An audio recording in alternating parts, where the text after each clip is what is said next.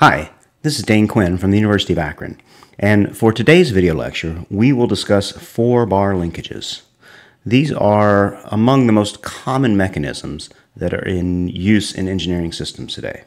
They, together with slider cranks, really form the foundation, the backbone of a lot of more complicated and complex mechanisms.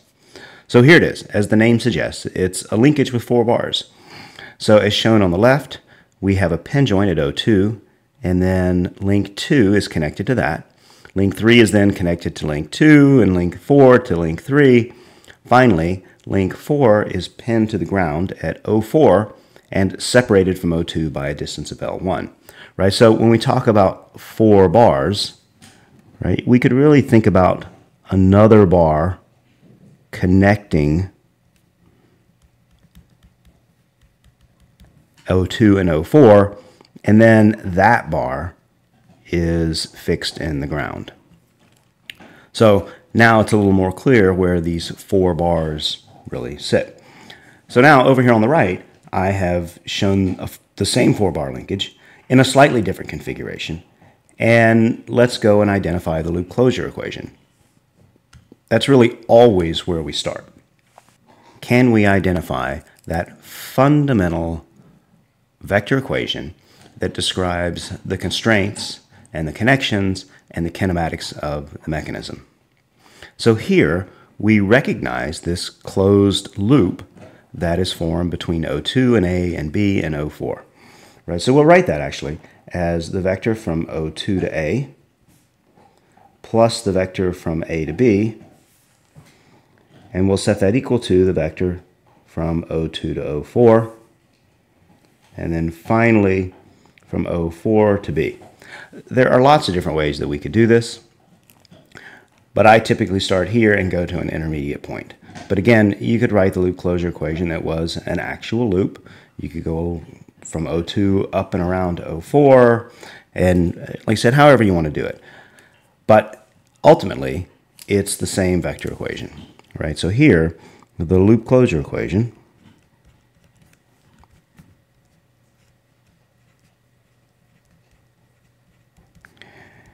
is going to be represented as the vector from O2 to A, so that's the position of A with respect to O2, plus the position of B with respect to A, is equal to the position of O4 with respect to O2, plus the position of B with respect to O4, right? So again, that's just what we drew up here. So now we need to go and identify what these different vectors are. So let's just take them one at a time. So the vector from O2 to A, well, that's going to have fixed length, L2, and unknown direction. So speaking of directions, let's start off and identify I and J fixed in the ground. Right? So those are always our reference or base lengths.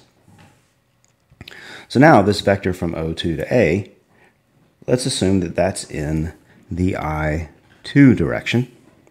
And then we'll also have J2 as the perpendicular direction. Then we have the vector from A to B. Notice that in this case, if I assume that the input link is link 2, then link 3 and link 4 will have unknown directions. Right? So I'll draw those unknown directions in orange. For link 3, it's I3. And again, this is my choice. I can call these anything I want to. This is how I'm defining this direction. And then finally, the direction of link 4 from O4 to B, I will assume that that is I4, like so, which means that the perpendicular direction, J4, is in this direction. So now in terms of coordinates for these different bases, right, theta 2 will identify the angle of I2 with respect to I and J. Theta 3 will identify the angle of I3 with respect to I and J. And then finally, theta 4 will be the counterclockwise angle that describes link 4, and in particular, the direction I4 with respect to I and j. So in this setup, theta 2 is the input angle,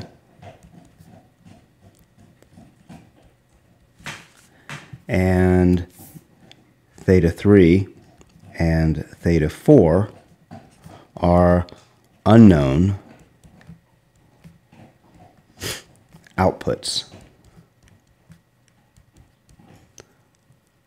So again, what I want to do is, given theta 2, solve for theta 3 and theta 4. So now, with all these directions defined, this loop closure equation ends up being represented in the following way. So A with respect to O2, that's L2, and it's going to be in the I2 direction. B with respect to A, it has length L3, and it's going to be in the unknown I3 direction. O4 with respect to O2, well, that's just L1 in the I direction. And then finally, this is L4 in the I4 direction. So notice that everything that's known is represented in blue. The input here I have written in green, and then the outputs are orange. So how did I choose these directions, right? Well, I chose them because they're kind of natural to the system. I2 is in the direction of link 2. I3 and I4 are in the directions of link 3 and 4, right? But again, there's some flexibility in choices. So my suggestion is, when you choose moving directions like I2 and J2, then choose them so that whatever your coordinate is, so in this case, this coordinate would have been theta 2. Choose them so that when theta 2 is equal to 0, your moving directions line up with I and j. So if you do this, then it's easier to relate directions. So I2 here is cosine of theta 2 in the I direction plus sine of theta 2 in the j direction, while J2 is minus sine theta 2 in the I direction plus cosine of theta 2 in the j direction. So again, this angle's theta 2, well, so is that one. Looking at I3 and J3, right, same thing, right? So here we defined this angle as theta 3, so that if theta 3 is equal to 0, these two sets of directions lie on top of one another, right? So here I3, cosine of theta 3, I plus sine of theta 3, j, and J3 is minus sine of theta 3, I, plus cosine of theta 3, j.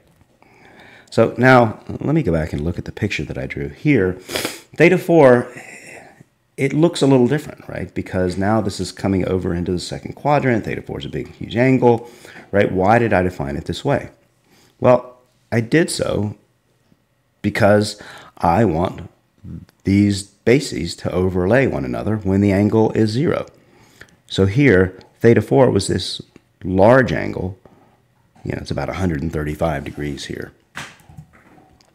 So I need to relate I4 and J4 back to I and J. Well, quite honestly, when it's drawn like this, it's kind of confusing, right? Because it looks like I4 should be in the minus I direction and in the plus J direction and so forth. But you really want to make these transformations in such a way that they're valid for any angle theta 4.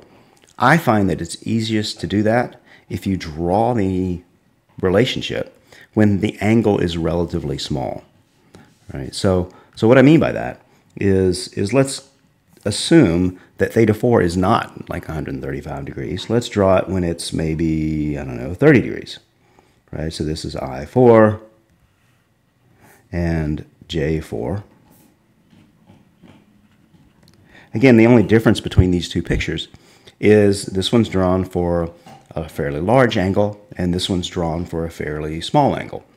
But again, the relationship that I developed should be the same regardless of what the angle is. And over here, maybe it's easier to see that I4 is, kind of drawing that triangle that we did when we first started talking about this. I4 is equal to cosine of theta 4 in the I direction plus sine of theta 4 in the j direction. And J4 is minus sine I plus cosine j. But then you might look and go, well, but over here I4 should be in the minus I direction. Well, fine, right? What happens if theta 4 is, say, 135 degrees? Well, what that means is that cosine of 135 degrees is minus 1 over the square root of 2, or minus 0.707, and sine of 135 degrees is plus 0.707. So if I take this angle and substitute it into this relationship that I developed, then I4 is cosine, which is minus 0.707 for this value of theta 4, and then plus 0.707 in the j direction. Likewise, J4 is equal to minus sine, right? So that's minus 0.707 in the I direction, and then plus cosine, but cosine was negative, 707 in the j direction. So, sure enough, if I choose an angle of 135 for theta 4, then I get back directions that are what I expect, right? Consistent with this picture. So I4 is in the negative I direction and the plus j direction. J4 is in the minus I and minus j direction. If I chose any other value of theta 4 and I used this transformation, everything would work out fine. So again, you have a lot of flexibility and freedom when choosing these directions, but I often find that it's easiest to choose them so that they line up with the base frame when your coordinate, whatever that coordinate may be, is equal to 0. All right, back to the problem. Here it is again, right? I've redrawn the mechanism. It's kind of light gray. I have all these angles and directions, right? This was the loop closure equation that we identified.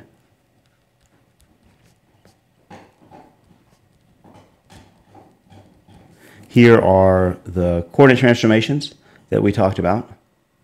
So now let's go and take these, introduce them into the loop closure equation, and identify components, right? So doing that, we get L2. I2 is cosine of theta 2 in the I direction plus sine theta 2 in the j direction, right? So here now orange will be input, and then the red or purple or whatever that is, it will be the output angles. So that plus L3. L3 is cosine, we'll use red, theta 3 in the I direction plus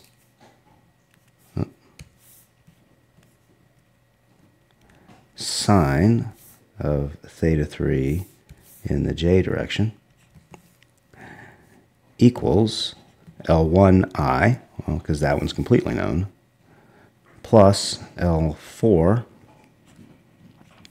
cosine of theta 4 in the I direction plus sine of theta 4 in the j direction. So now I can, again, pull off coefficients. In the I direction, I have L2 cosine. I'll color these in a second. L3 cosine of theta 3 equals L1 plus L4 cosine of theta 4. So let's go back and get these colors right.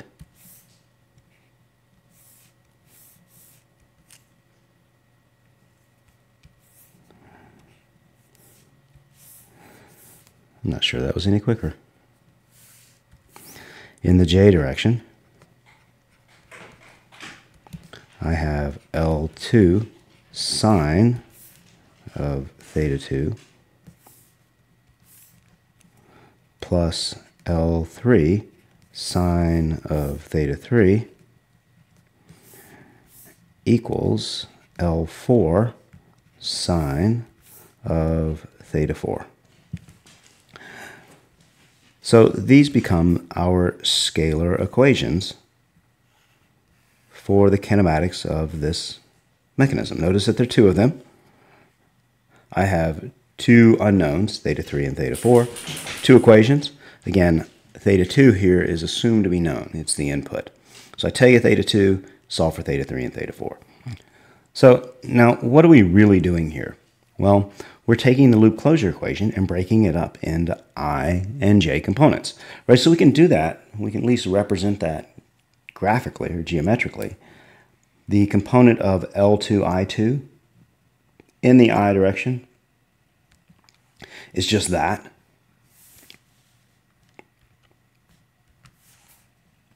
Right? Because there's the how far L2 goes over in the I direction. And then the component of L3 I3 is just, slightly more. And then, so that goes to this point B that we said. So that's got to be equal to the component of L1I in the I direction, which is, all the way over. And then back a distance that corresponds to L4 I4.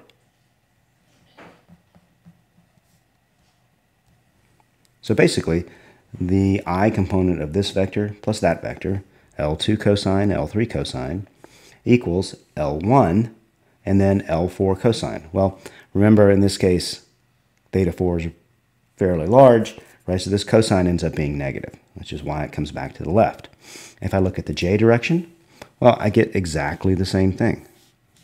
I get the component in the vertical direction of L2 I2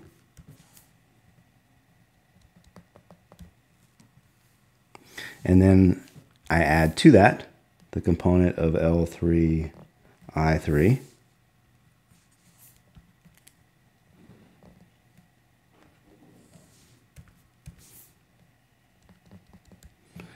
and then that's got to be equal to the component of L4 I4, again in the vertical direction.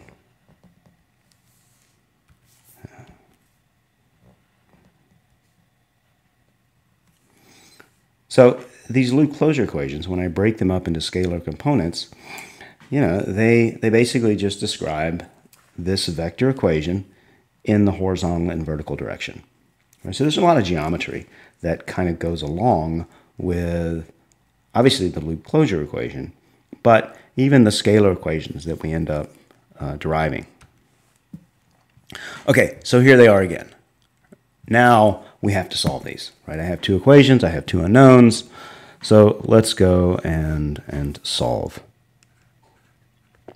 Well, I'm actually going to show you a couple of different ways to solve this and at least to eliminate an unknown. So let's assume that we are interested in theta 4. Right? So I want to solve for theta 4.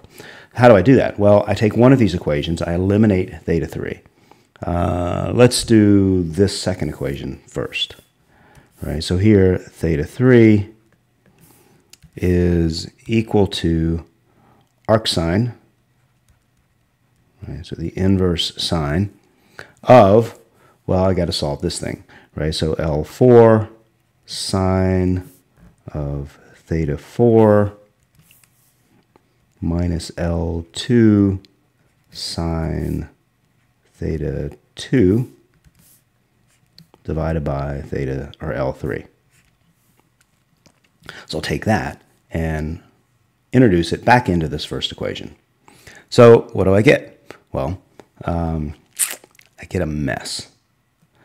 Right? So what I end up getting is L2 cosine theta 2 plus L3 cosine.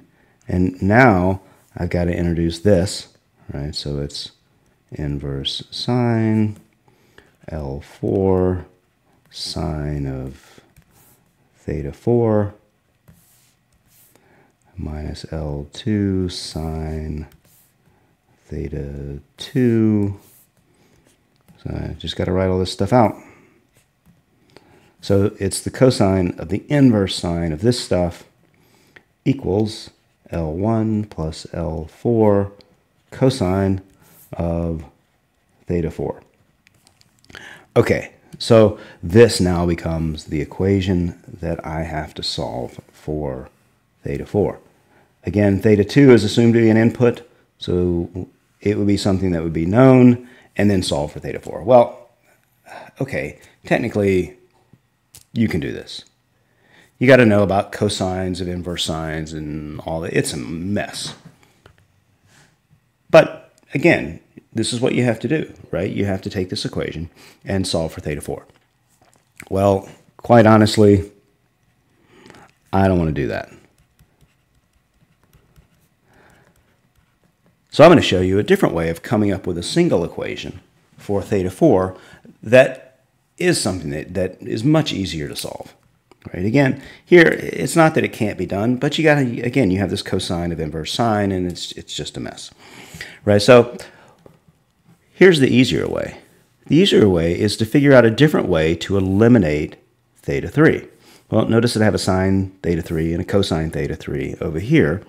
And of course, we know that L3 squared is L3 sine of theta 3 squared plus L3 cosine of theta 3 squared. Because sine squared plus cosine squared is equal to 1.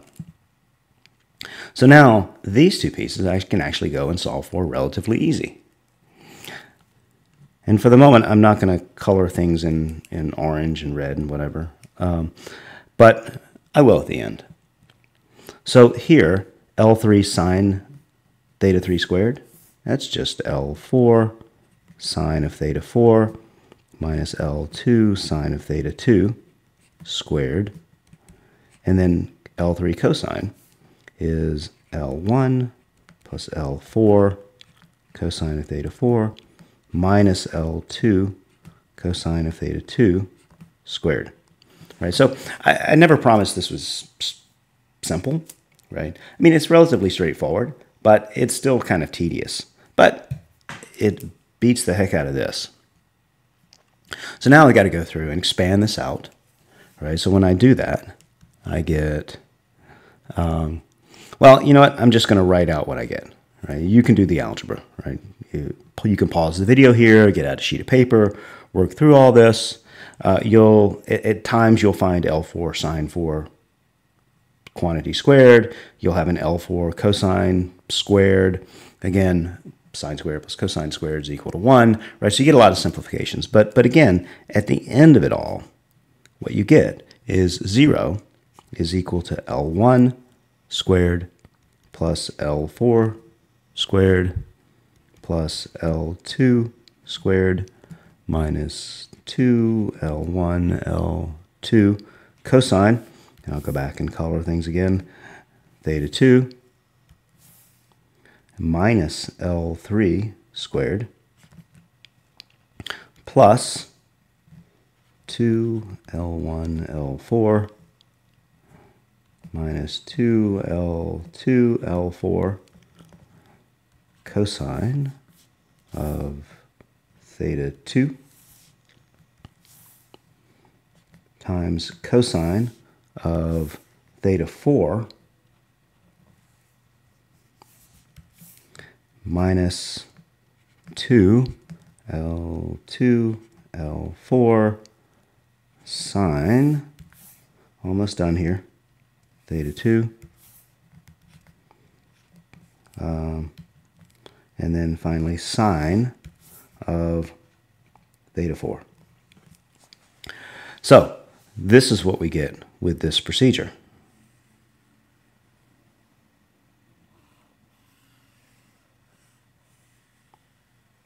Again, I never promised that it was simple, but it is relatively straightforward to solve this. It's a little tedious, but I do think that this is better than, we're up here, the cosine of inverse sine stuff.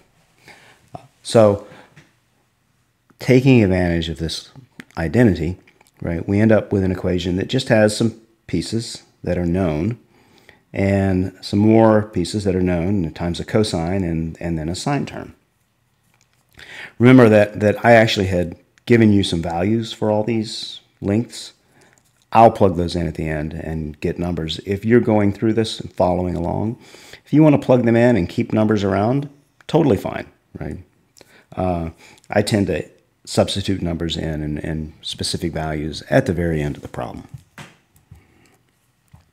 So now we have a single equation in terms of our single unknown, theta 4. So how do we deal with that? Well, the following way. Let's call this P, right? So rather than writing all these things out over and over and over again, I'm just going to call them P and Q and R. After all, we have numerical values for these lengths. I know the input, or I'm going to give you the input as 30 degrees down here in a minute. So I can just figure out what P is. It turns out that when you do this, P is 8,829 centimeters squared. Q is 10,029. R is 1,600. Right? These are just values. How do I go and figure out what cosine and sine, and in particular, what is theta 4 given this equation? Well, even this is not really just a simple matter of some algebra, right? Because I could solve for cosine of theta 4, but then I'd have sine theta 4. I have to do a little more work. So here's how to solve this equation. I'll rewrite it. 0 is P minus, and so I'll write this as R sine of theta 4 minus Q cosine of theta 4. Right, so again, I've just kind of rewritten this equation, a little simpler form. And what I want to do here is combine the sine and cosine terms. Right? Turns out that I can do that fairly easily. And it takes advantage of the following trig properties.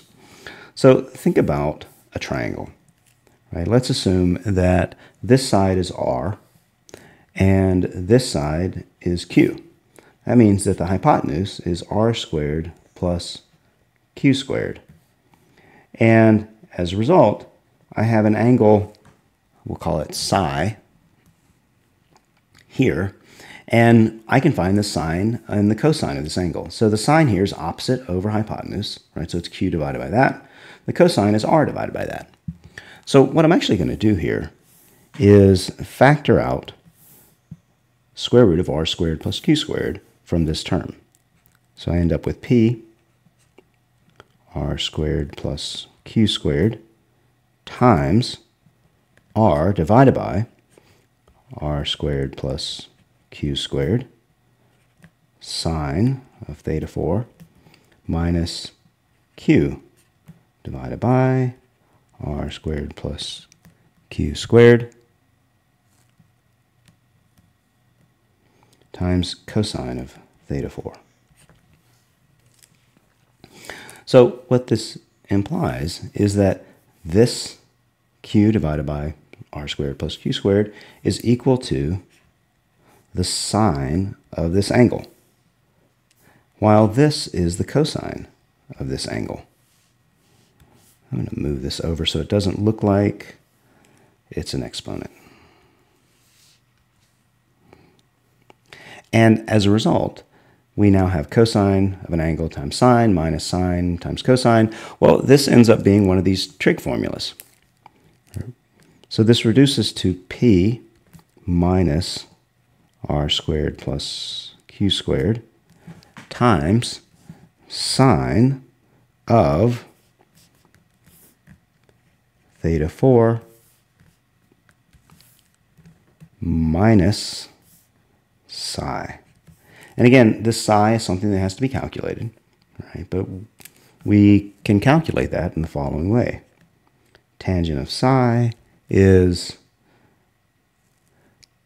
well, q divided by r. Again, opposite over hypotenuse. So, again, I can go and calculate this angle based on q and r. And then I can calculate, well, I know r and q, so I can do all this. And as a result, we end up finding that theta 4, when I go and solve this, is equal to the angle psi plus the inverse sine, or the arc sine, of P divided by q squared plus r squared. Right, or r squared plus q squared. Just by taking this expression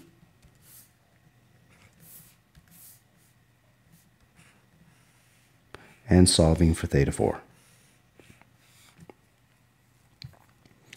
Okay, so now with these values, right, we end up with the following kind of picture. So what I've drawn here is the value of P, right, 8,829. Right, so that's going to be this. And then this curve is basically square root of r squared plus q squared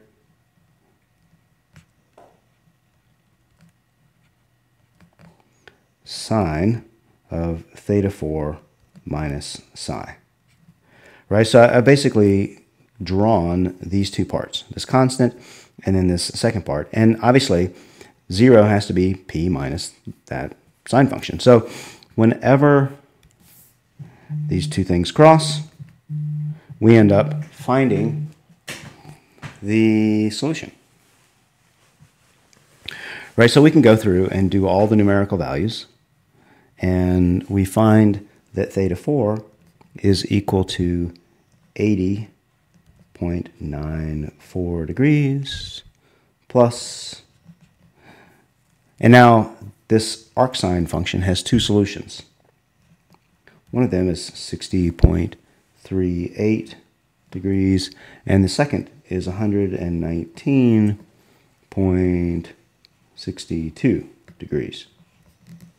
Right, so these two solutions are 141.32 degrees, and then the second solution is 200.56 degrees. Let's go and find now theta 3, right? Because I have theta 4, I've got to go back and find theta 3. So in order to find theta 3, we return to the loop closure equation. And we'll notice that sine of theta 3 can be written as L3 sine divided by L3 cosine. I do it this way because L3 sine is easy to find from the loop closure components, as is L3 cosine. Notice that these L3s cancel and you get sine over cosine. Right? But this reduces to, on the bottom, L1 plus L4 cosine of theta 4 minus L2 cosine of theta 2. And in the numerator, we get L4 sine of theta 4 minus L2 sine of theta 2. So we have these two solutions, right? One of them was theta 4 is equal to 141.32 degrees. And so we find that the tangent of theta 3, given these values, is, well, the numerator becomes 40.3, the denominator is 0.508, and as a result, theta 3 is 89.3 degrees. For my second solution, theta 4 was 200.56 degrees. When I solve this for tangent of theta 3, right, I minus 38.7 and then minus 12. So we got to be careful because tangent is multi-valued. So here I need a tangent of an angle where the sine is negative and the cosine is negative. So that's actually going to happen in the third quadrant, which ends up giving us theta 3 is minus 107 degrees. So you got to be careful about which quadrant things are in. Well, notice that I have two solutions. We've seen this before, but what does it mean here? Well, for any input angle theta 2, this implies that there are two distinct configurations that satisfy the constraints of the system. Those constraints being the input angle theta 2 and all of these link lengths. So here on the left, I've shown the one with theta 4 as 141 degrees, right? So theta 2 is equal to 30 degrees, and theta 4 is 141 degrees. Theta 3 we found was 89 degrees. And that's shown here. This second configuration, well, the input angle is exactly the same. Theta 2 is equal to 30 degrees. But the output angles are different. Theta 4 now becomes 201 degrees, and theta 3 is minus 107 degrees. Right? So theta 3 is oriented like this. Theta 4 is over here. These are distinct configurations. So in particular, there's no way to get from this configuration in the system to this configuration without breaking, say, a connection and then moving things around and reforming it. If I change theta 2 and it's in this configuration, when it comes back to this angle, it'll be back here again. There's no way to get this from here over to here without, again, changing the, well, breaking the linkage and then reforming it. So we think about these as distinct configurations. It kind of depends on how you put the mechanism together, which one you get. So there's also an alternative way of solving this equation, which I'll show you now. So we'll start off again, and again 0 is equal to P plus Q cosine of theta 4 minus P sine of theta 4. And I'll remind you, R, and I'll remind you that P and Q and R are all constants, right? They're known, they're based on the input angle and the lengths and that sort of thing. And I want to solve this for theta 4.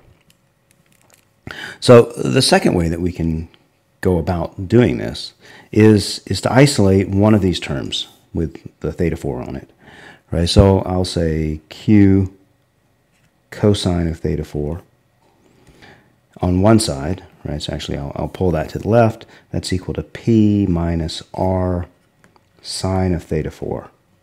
And then actually I'll square both sides.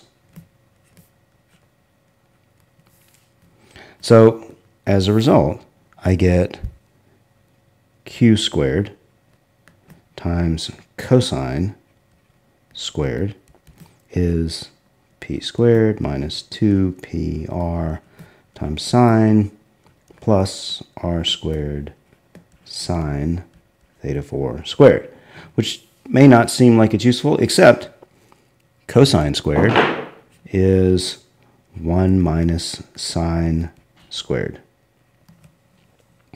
So when I make this transformation and I combine, I actually get the following equation. We'll bring everything to the right-hand side. 0 is equal to, well, I get sine squared terms, so that's q squared plus r squared sine squared minus 2 times p times r times sine theta 4 plus p squared minus q squared. All right, so again, I've got these pieces,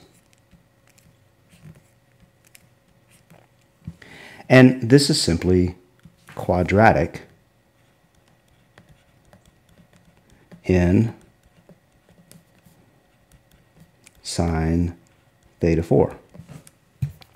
Well, awesome. You know how to solve quadratic equations, right? So here we end up with sine of theta 4, and I'll just write the solution for the quadratic equation. It's with a little bit of simplification, p times r, q squared plus r squared plus or minus, and then we end up with something like that again.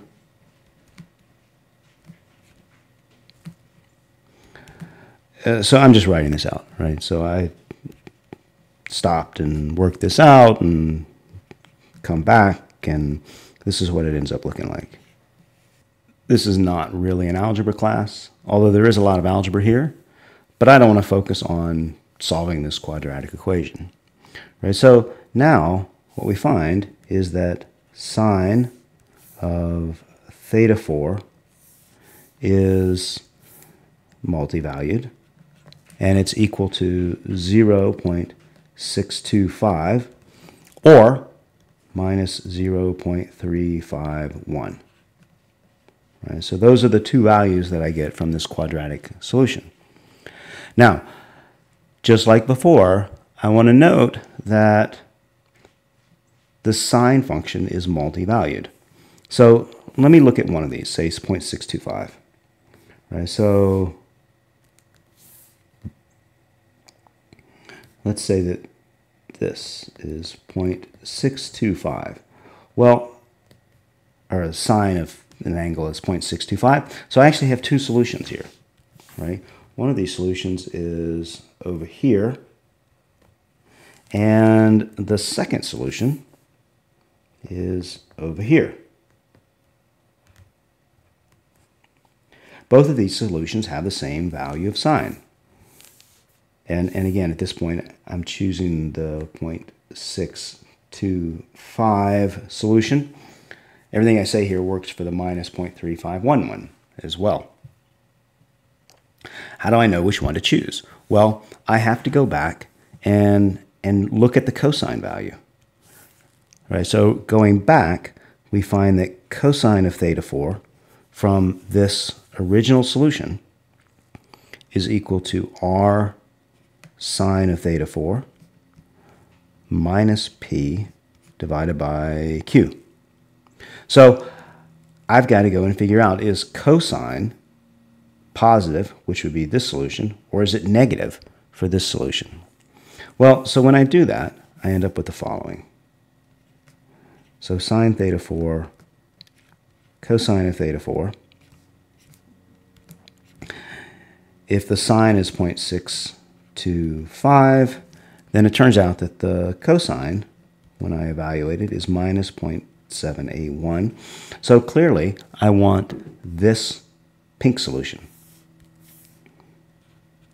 Theta 4 is equal to 141 degrees.